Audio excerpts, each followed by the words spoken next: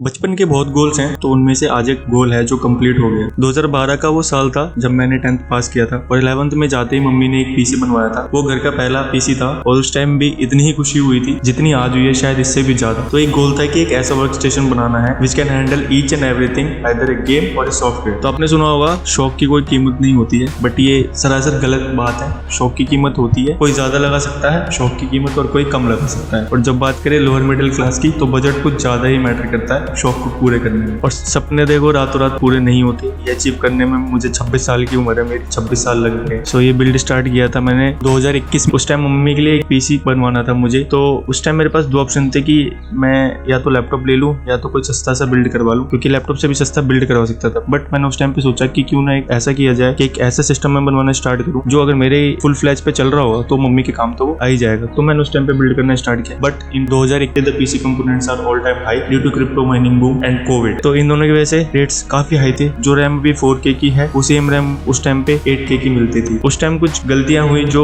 मैं करना नहीं चाहता था बट हो गई। उसके पीछे जनरली देखो दो रीजन थे, एक बजट और दूसरा फर्स्ट टाइम था, तो कुछ छोटी मोटी गलतियां तो होनी ही थी। पर मैं एक चीज पे श्योर था कि मुझे GPU नहीं लेना। जब GPU के प्राइसेस नॉर्मल हो जाएंगे तभी मैं परचेज करूंगा। तो उस टाइम बिल्ड किया अपने बजट के अकॉर्डिंग, जो बेस्ट ऑप्ट कर सकता था मैंने वो ऑप्ट किया। बट फाइनली जो 2021 में स्टार्ट हुआ था वो आज 2022 में कंप्लीट हो गया और मेरे पास वर्ड्स नहीं है इसको एक्सप्लेन करने के लिए, क्योंकि I have achieved one of the milestone in my life. और एक मिडिल क्लास बंदे के लिए ये सब करने के लिए जान लगती है, इसके पीछे बहुत मेहनत लगी है और बहुत सारा पैसा भी लगा। तो now let's get on to the build. मैं आपको एक एक कंपोनेंट बताऊंगा जो इसमें लगा है और हर एक चीज की सेपरेट अनबॉक्सिंग बनाने का ट्राई करूंगा। मैंने एक्चुअली उस दिन कुछ भी शूट नहीं किया है, प्रॉपर कुछ भी अनबॉक्सिंग नहीं की, क्योंकि मैं बिल्ड को एंजॉय कर रहा था अपना वहाँ पे। तो चलो स्टार्ट करते हैं फिर इस वीडियो को। तो स्वागत है आप सभी का एक और नई वीडियो में। तो इसमें आपको मैं अपना पूरा बिल्ड दिखाऊंगा जो मैंने वर्क स्टेशन अपने लिए बनवाया है। तो ये देखो, see this beautiful powerful machine, it's like a super car with white exterior and all black interior with great lighting setup. तो the outer case is from NGXT और इसका मॉडल नेम है NX510 Flow। इसके साथ आपको मिलते हैं 2 RGB fans, but वो फैन बहुत पावरफुल है, उनका सक्शन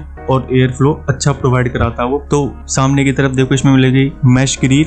तो मुझे फ्रंट से मैश ही चाहिए था, क्योंकि मेनली जो मेरा लुक दिखता है वो फ्रंट से दिखता है, क्योंकि अभी मेरा टेबल छोटा है तो मैं इसको ऊपर नहीं रखता, नीचे रखता हूँ। तो साइड लुक तो देखो इसका है ही। बाकी इसमें जो साइड का टेम्पर्ड ग्लास है दैट इज ब्लैक टिंटेड, तो इसकी लुक को और भी एनहांस करता है। और फ्रंट में ही आपको NGXT की ब्रांडिंग मिल जाएगी। तो चलो अब चलते हैं इंटीरियर के अंदर। So board and processor are same from my previous build. Board is MSI H410 Pro PH। बहुत बेसिक है, पर उस टाइम यही ले सकता था जिसमें मोस्टली सारी चीजें मिल रही थी और अच्छा स्पेक था इस बोर्ड का। It has 2 RAM slots which can support up to 64 GB of RAM. It comes with PCI Gen 3 port and all essential ports and slots are there. Also it is 4K ready and it has dedicated sound card. तो ये अच्छा board है और बढ़िया चल रहा है, अभी तक मुझे कोई इशू हुआ नहीं है और सारी चीजें बढ़िया चल रही है। Now the processor is Intel i7 10700 Plane which comes with inbuilt GPU। यहाँ पे मुझे AMD पे जाना था, मेरा भी मन था। डेस्कटॉप में बहुत अच्छा परफॉर्मेंस देता है AMD, बट AMD का मजा ही तब है when you go without GPU processor. तो उस टाइम GPU के प्राइसेस बहुत हाई थे, AMD में प्लेन ले नहीं सकता था। और AMD के जो इनबिल्ट वाले GPUs वाले प्रोसेसर थे बहुत लिमिटेड थे उस टाइम और वो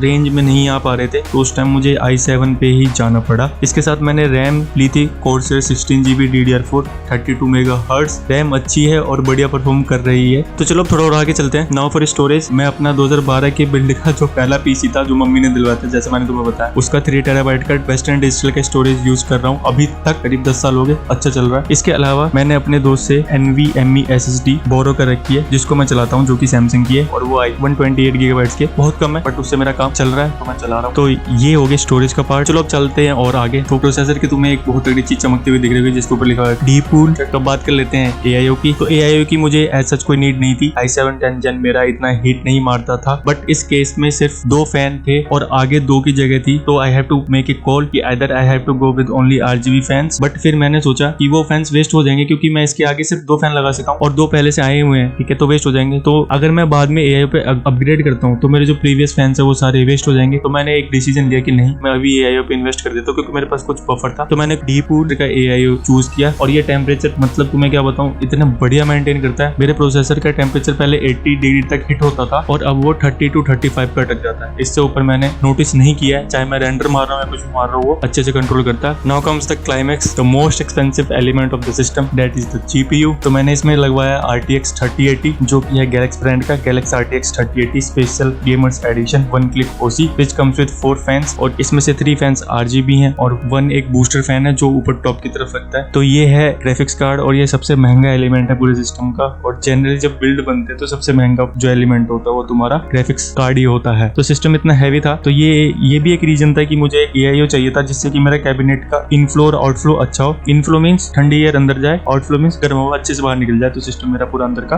ठंडा रहे। और इन सबको पावर देने के लिए जो मैंने पावर सप्लाई यूज किया वो है गीगाबाइट Aorus 850 वाट गोल्ड रेटेड। इसकी प्रॉपर अनबॉक्सिंग है पावर सप्लाई की, वो मैं शेयर कर दूंगा, बाकी सबकी भी मैं बना के डाल दूंगा। तो ये हैं सारे कंपोनेंट्स जो मैंने यूज किए हैं। तो देखो मैंने सारी चीज बता दी तुम्हें। तो ये था सारा बिल्ड, ये थे सारे कंपोनेंट, ये है मेरा पूरा वर्क स्टेशन जो मैंने बनाया। अब बेंचमार्क से बिना तो देखो कुछ है नहीं, तो तुम्हें बेंचमार्क पे शेयर कर देता हूँ। तो एक वेबसाइट है यूजर बेंचमार्क करके, तो मैंने उसका सेटअप डाउनलोड किया, उसको रन किया, उससे मैंने सारी चीजें गैदर की है। इसका स्क्रीनशॉट तुम देख रहे हो। तो गेमिंग में ये शो करता तुम्हें 201%, डेस्कटॉप में ये शो करता है 92% and for work station it shows 186%। तो जो डेस्कटॉप में ये कम इसलिए आ रहा है क्योंकि मेरी हार्ड ड्राइव बहुत पुरानी है तो उसकी स्पीड इतनी नहीं है। SSD की हेल्थ भी खत्म हो चुकी है, 11 to 12% बची है। बाकी अगर मैं इसका रैम बढ़वा दूंगा तो ये भी 100% को पार कर जाएगा। पर डेस्कटॉप अच्छा चल रहा है, ये तो बस परसेंटेज का खेल है, बढ़िया चल रहा था, मुझे कोई इसका इशू है नहीं। और यही अगर मैं बात करूं कि जब मैंने ग्राफिक्स कार्ड इंस्टॉल नहीं किया था तो क्या आता था इसमें, तो गेमिंग में दिखाता था ये 5%, डेस्कटॉप में था 84% और वर्क स्टेशन में ये आता था आई थिंक याद नहीं है 80 के अराउंड ही आता था, समथिंग ऐसा कुछ ही आता था, मुझे एग्जैक्ट याद नहीं। तो ये सारी होगी अच्छी बातें। अब बात करते हैं कि जो मैंने गलती क्या की। तो जो मैंने गलती की, तो बोर्ड खरीद लिया, बोर्ड सपोर्ट करता है 2999 मेगाहर्ट्ज, और रैम खरीद ली 3200 मेगाहर्ट्ज की। गलती हुई, हो गई, सीख मिल गई। इसके अलावा कोई गलती नहीं की क्योंकि बजट कंस्ट्रेंट था, तो उसकी वजह से चीजें कुछ कॉम्प्रोमाइज करनी पड़ी। तो 2021 में जो मैंने कंपोनेंट लिया था उसमें से जो मेरे यूज में नहीं आया वो मेरा है मेनली पावर सप्लाई और दूसरा है मेरा कैबिनेट। अब पावर सप्लाई की बात करें तो पावर सप्लाई मैंने 550 वॉट की लिया था। तो जब मैंने 550 वॉट का लिया था तो मैंने ये सोचा था कि मैं 3060 या फिर 3060 या 3070 मैक्स टू मैक्स 3070 तक जाऊंगा, उससे ऊपर नहीं जाऊंगा। बट भगवान की दया से मैं 3080 को अचीव कर पाया। तो अब जब 3080 लिया तो 550 उसको उठा नहीं पाई तो मुझे क्या करना पड़ा, पावर सप्लाई अपग्रेड करनी पड़ी। अब जब पावर सप्लाई अपग्रेड करिए तो ग्राफिक कार्ड तो मेरे कैबिनेट में फिट हो रहा था। अब दिक्कत ये होगी कि पावर सप्लाई ही फिट नहीं हुआ, तो अब दूसरा क्या था कि मुझे कैबिनेट भी चेंज करना ही पड़ेगा और कोई ऑप्शन था नहीं। तो जब कैबिनेट चेंज करना पड़ा तो दोस्त थे मेरे, मतलब गोगी ने सजेस्ट किया मुझे कि NGXT और गैलेक्स था। तो NGXT तुम्हें पता ही है, लीनली के बाद अगर किसी का नाम है तो NGXT का ही है। तो उसने बोला कि NGXT ले ले, अब एक बार जब लगा रहा है। बाकी इसका ये फायदा है कि NGXT में मतलब इसमें जितना चाहो उतना अपग्रेड कर सकते हो, ये कैबिनेट बड़ा था। तो फिर मैंने डिसीजन लिया कि ठीक है NGXT ले लेते हैं। तो मेरा सामान जो मैं इसलिए देखो जो मेरे काम नहीं आया कंपोनेंट, वो मेरे सिर्फ 2 कंपोनेंट थे, एक कैबिनेट और एक पावर सप्लाई। नहीं तो मैंने जो सारा कंपोनेंट उस टाइम यूज किया था वो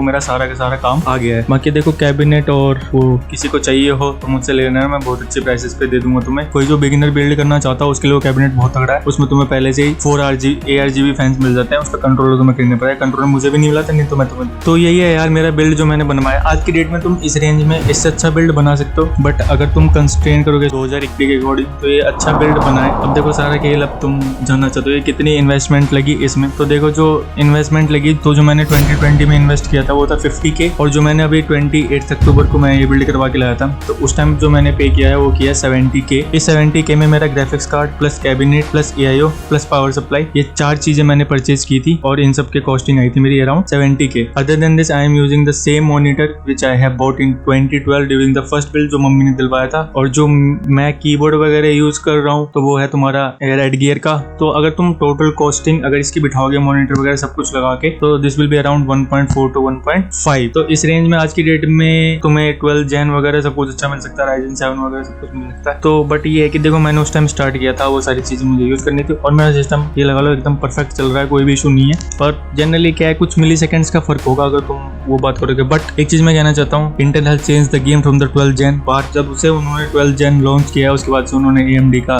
जीना हराम कर रखा है और सही में कर रखा है। और तुमने देखा होगा जो i9 आया है उसमें तो पता नहीं क्या किया उन्होंने, 8.8 GHz तक उसको पुश मार दिया, पूरी सारी उन्होंने मॉडिफिकेशन करी। तो इंटेल 12 Gen के बाद से जो इंटेल उठा है तो ये लगा लो कि बहुत अच्छी परफॉर्मेंस दे रहा है। बट उस टाइम ऐसा था कि 10th के अलावा 11 Gen था, बट यार उस टाइम बहुत कॉस्टिंग थी। मैंने i7 10700 ही 28,000 का खरीदा हुआ 2021, क्योंकि यार उस टाइम कंपोनेंट हाई थे बट लेना भी था तो चलो अब तो जो बीती बातें हैं, ऊपर वाले ने चाहा तो सब चलता रहेगा। बाकी देखो भगवान है तो सब कुछ है, महाकाल का आशीर्वाद है, बजरंग बली का हाथ है, तो सब कुछ चलता रहेगा। तो चलो फिर आज की वीडियो में बस इतना ही। बाकी कोडोज टू मेरी मम्मी, मेरी दीदी और से चलो ये अच्छा सिस्टम आ गया, अब इससे कुछ करेंगे। बाकी देखो मेरा यूट्यूब पे कुछ नहीं है, सब्सक्राइबर भी नहीं है, कुछ भी नहीं है, मेरे व्यूज भी नहीं आते। ये सब मैंने अपनी मेहनत से अचीव करा है और ये इसलिए नहीं कर रहा कि मेरा कुछ हो जाए यूट्यूब से। देखो मैं अपने सपने पूरे करूंगा, मैं खुद मेहनत करूंगा, चाहे मुझे ज्यादा मेहनत करना पड़े। मैं देखो जो चीज मुझे चाहिए ना, मैं उसके लिए मेहनत करूंगा, तो ये चलता रहेगा। बस ये है कि देखो एक चीज नहीं करनी छोड़नी चाहिए कभी, वो है मेहनत। तुम मेहनत करो, तुम्हें चीजें यार मिलेंगी, कभी ना कभी तो मिलेंगी। बाकी कभी कभी जब ऐसे सोने जा रहा होता ना, तो सोचता हूँ ये सारी चीजें, तो यार ऐसा लगता है कि कभी सोचा नहीं था मैंने, मतलब ऐसा लगता है कि कभी ऐसे भी हो सकता है कि हम ये चीज कर सकते हैं। चलो फिर आज की वीडियो में बस इतना ही।